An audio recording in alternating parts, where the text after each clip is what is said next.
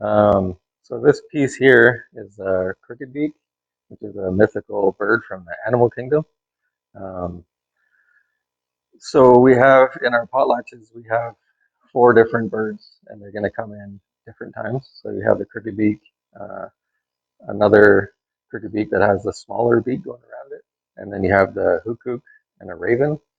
And as they're going, well, first, like there's cedar bark is hiding your body, and you're also going to have a cedar bark skirt on yourself, so you have nothing on but cedar bark. There's a there's a stick that goes down here, and it hangs on your back, and that's wrapped around, and that will support the weight because your head's actually going to be in here, and your eyes are going to be somewhere about like right here. And you're just holding onto the mask just under here. So you're dancing away, and then the dance is like half an hour long. It's really long, and so you try to make these masks as thin as possible so they don't break and then also like crack. But also for the dancers, if they're going to be dancing that, like half an hour is a long time to have that on your head. So as you're dancing along, the rhythm, like your hands and your feet are moving with the beat, like really slow, and then the beat will change, boom, and then the animals drop to the ground. So there's supporters in the back, and as the beat's changing, your head's going like this with these masks, and then clapping the beak. There's a string in here, and you pull it, and it snaps. So it's really amazing when you see all four of the masks doing that around the fire at the same time, and it's totally an awesome dance.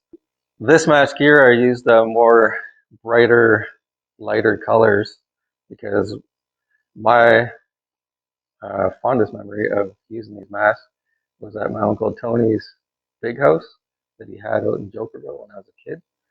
And so we were practicing for my grandfather Henry's uh, potlatch. Every night we go there and we do dance practices.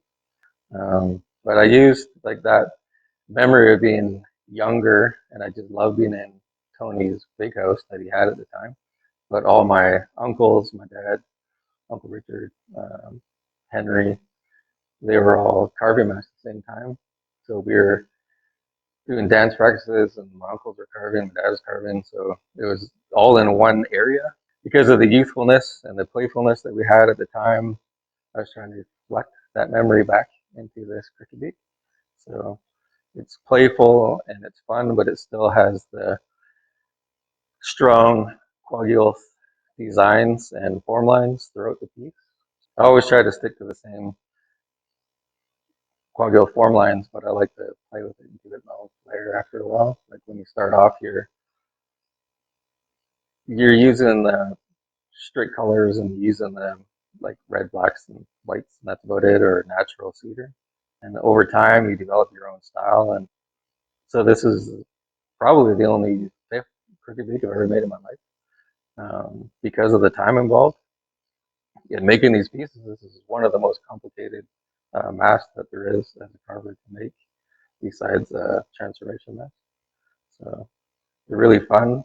Uh, I enjoy making each one, and it's like you're just sitting around one day and it's like, let's start crooked beak, and it's like 4.5, 5 months later you're finally done. So, but well worth it, and I love this piece.